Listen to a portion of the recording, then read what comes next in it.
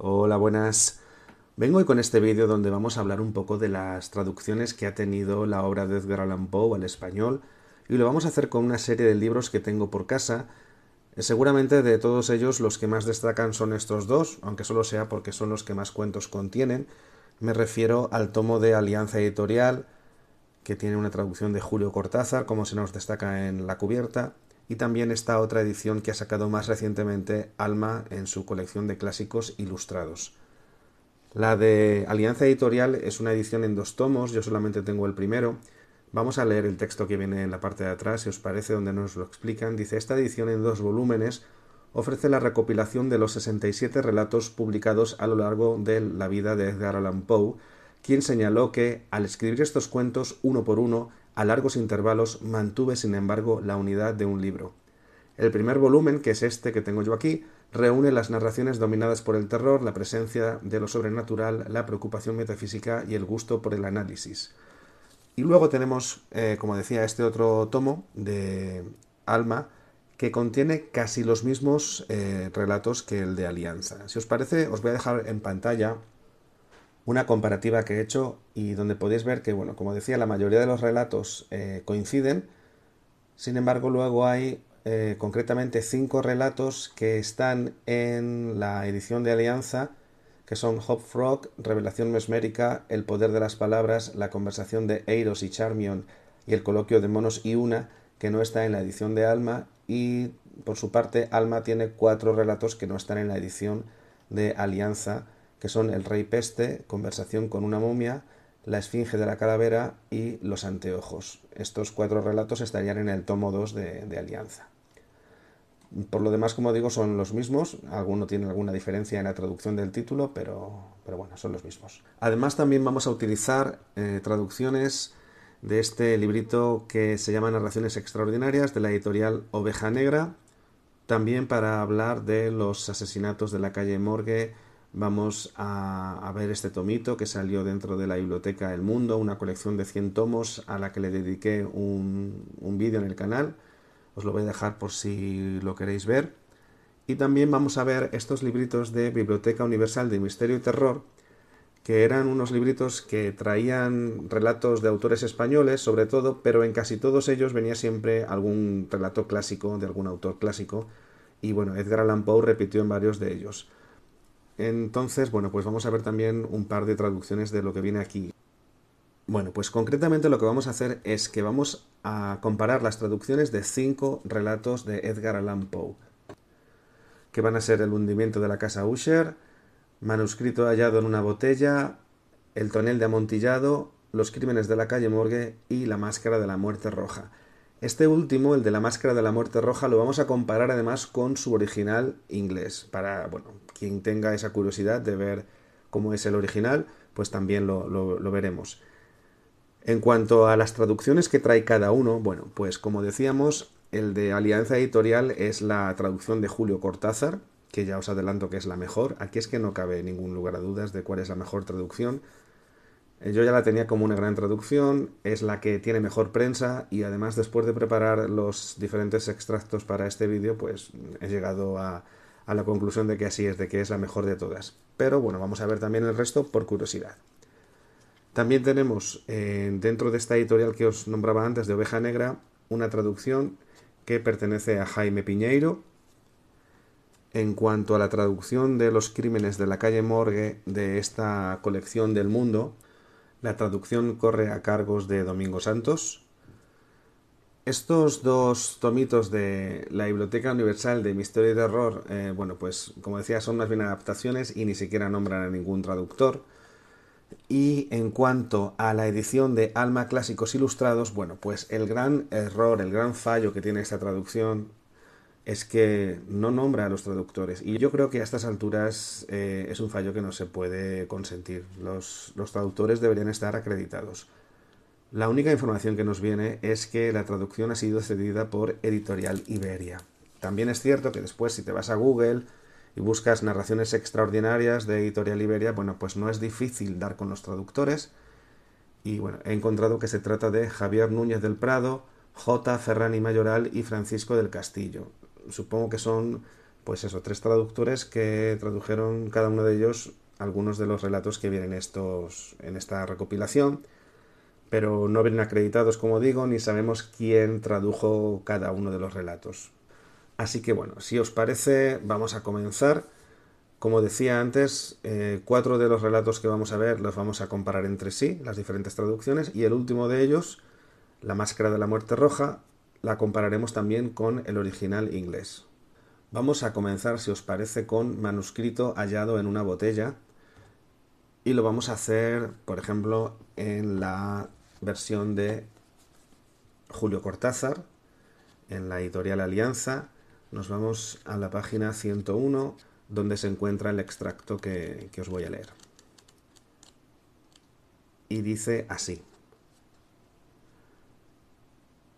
Un sentimiento para el cual no encuentro nombre se ha posesionado de mi alma. Es una sensación que no admite análisis, frente a la cual las lecciones de tiempos pasados no me sirven y cuya clave me temo que no será dada por el futuro. Bueno, en la edición de editorial Oveja Negra, en la página 68, nos dice: Un sentimiento para el que no encuentro ningún nombre adecuado se había apoderado de mi alma. Era una sensación que no admitía análisis, un análisis para el cual resultaría inútil toda lección de pasados tiempos y para el cual temo que el propio futuro tampoco me ofrecía clave alguna. Y por último, en la edición de Alma, vamos a buscar la página, y dice así: Un sentimiento para el cual no hallo nombre se había apoderado de mi alma, una sensación que no admitiría análisis, para la cual los léxicos de los tiempos pasados serían impropios y cuya clave, según pienso, tampoco podrá ofrecérmelo por venir. Bueno, vamos ahora a pasar al siguiente relato, que va a ser El hundimiento de la casa Usher.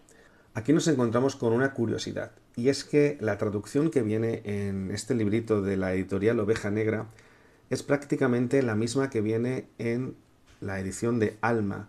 Sin embargo, no coinciden los traductores. Como digo, el del librito es Jaime Piñeiro y luego en el de Alma son 3 traductores que he encontrado por internet, porque el libro, como digo, no trae ningún tipo de información. Os voy a leer estas 2 traducciones para que veáis que son prácticamente iguales, salvo un par de palabras que varían. Bueno, en el libro de editorial Oveja Negra nos encontramos que dice así: Recuerdo perfectamente que las sugestiones que produjo esta balada nos condujeron a un orden de ideas en el cual se puso de manifiesto una opinión de Usher que yo menciono no tanto por su novedad, porque otros hombres también lo pensaron así, como por razón de la pertinacia con que la sostenía. Esta opinión, en su forma general, era la de la existencia de una conciencia en los seres vegetales. Y como decía, es muy parecida a la que viene en Alma, por no decir la misma, solo que con, bueno, pues un pequeño cambio en algunas palabras.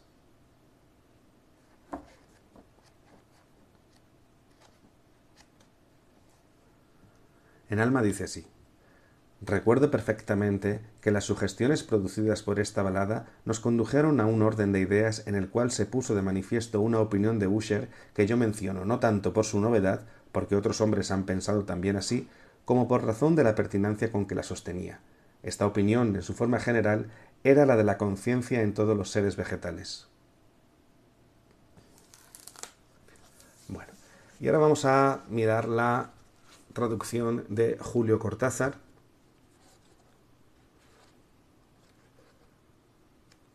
que dice así: Recuerdo bien que las sugestiones nacidas de esta balada nos lanzaron a una corriente de pensamientos donde se manifestó una opinión de Usher que menciono, no por su novedad, pues otros hombres han pensado así, sino para explicar la obstinación con que la defendió.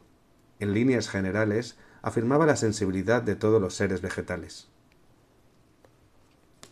Y por último, vamos a esta versión que viene en esta biblioteca del terror. Imposible me resulta ahora olvidar las sugestiones nacidas de esa balada. Nos lanzaron a una suerte de ideas donde se manifestó la opinión de Usher, obstinadamente defendida acerca de la aguda sensibilidad de todos los seres vegetales. Y bueno, pues ahora nos vamos al siguiente relato, que va a ser el tonel de amontillado, el barril de amontillado, la barrica de amontillado, depende de la traducción. Y vamos a empezar en este caso por la versión de Alianza, la de Julio Cortázar, que dice así: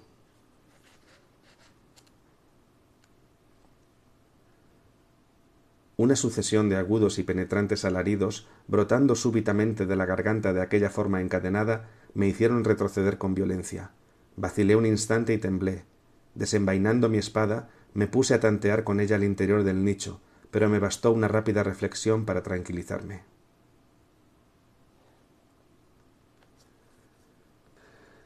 En la versión de Alma, ese mismo pasaje dice así: una serie de fuertes y penetrantes alaridos, estallando súbitamente de la garganta de aquel cuerpo encadenado, parecía rechazarme violentamente. Por un breve momento vacilé, temblé y, desenvainando mi estoque, empecé a tentar con él por dentro de aquel recinto, pero un momento de reflexión me tranquilizó. Seguimos ahora con la traducción de la editorial Oveja Negra,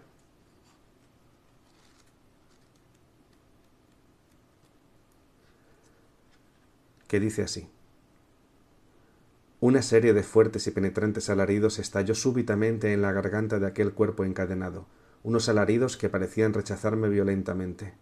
Durante un breve momento vacilé, temblé y, desenvainando mi estoque, comencé a tentar con su extremo en el interior del recinto. Pero reflexioné un poco y me tranquilicé.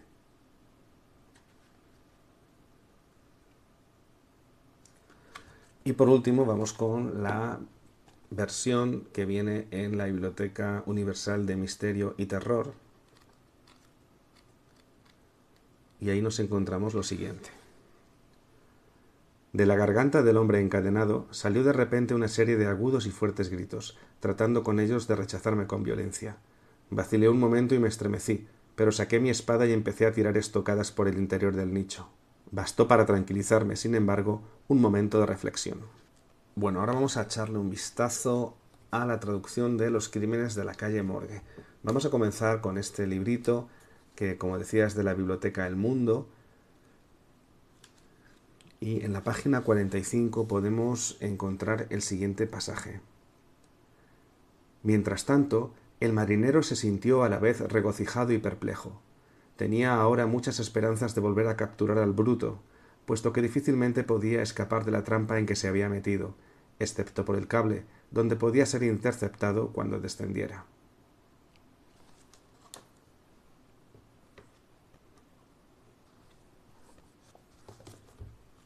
En la edición de la editorial Oveja Negra dice así: el marinero, mientras tanto, quedó perplejo y a la vez satisfecho. En aquellos momentos tenía más esperanzas de capturar al animal, ya que difícilmente podría huir de la trampa en que se había metido, a no ser que volviese a hacerlo por el cable del pararrayos. En tal caso él, su dueño, le cerraría el paso. Seguimos con la versión de Julio Cortázar, que dice así: el marinero, a todo esto, se sentía tranquilo y preocupado al mismo tiempo. Renacían sus esperanzas de volver a capturar a la bestia, ya que le sería difícil escapar de la trampa en que acababa de meterse, salvo que bajara otra vez por el pararrayos, ocasión en que sería posible atraparlo. Y por último, en la edición de Alma,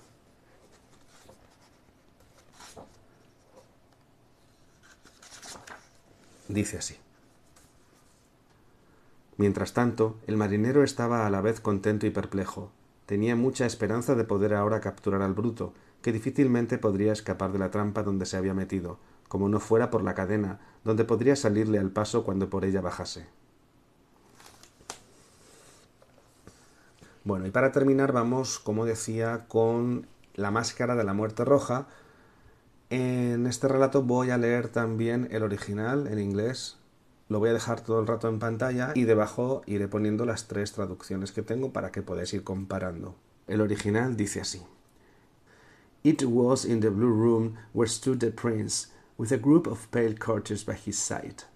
At first, as he spoke, there was a slight rushing movement of this group in the direction of the intruder, who at the moment was also near at hand, and now, with deliberate and stately step, made closer approach to the speaker. Bueno, y ahora si leemos esto por ejemplo, vamos a empezar por Alma en esta ocasión.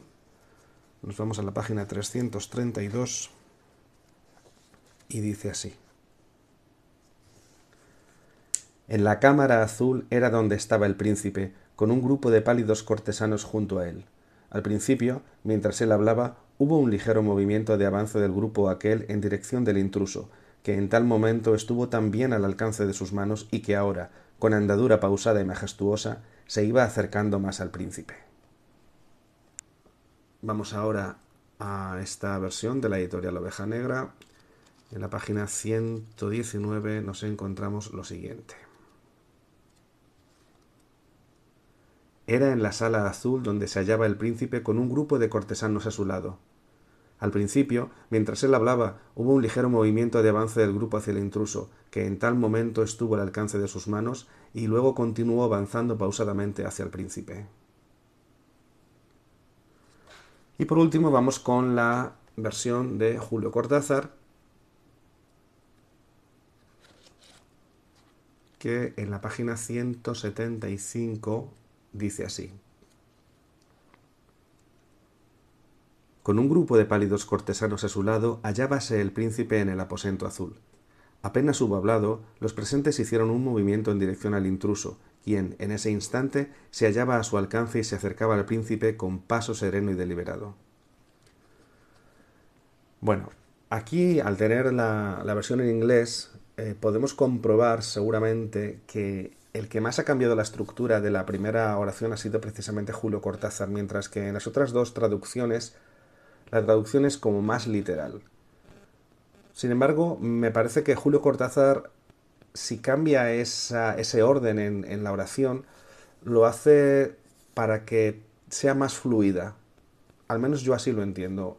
Es decir, no se trata de hacer una traducción textual del original inglés, sino que, evidentemente, siendo fiel a la obra de Poe, sí que le da ese punto de cercanía al idioma español, y para ello, si es necesario cambiar el orden de alguna oración, la estructura, bueno, pues no duda en hacerlo.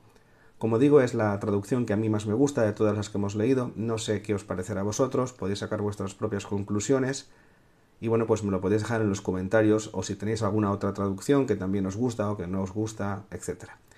Y bueno, pues esto es lo que quería traeros hoy en este vídeo. Espero que os haya gustado. Como siempre os digo, si es así, pues podéis dejar vuestro like, os podéis suscribir y nos vemos en un próximo vídeo. Hasta luego, adiós.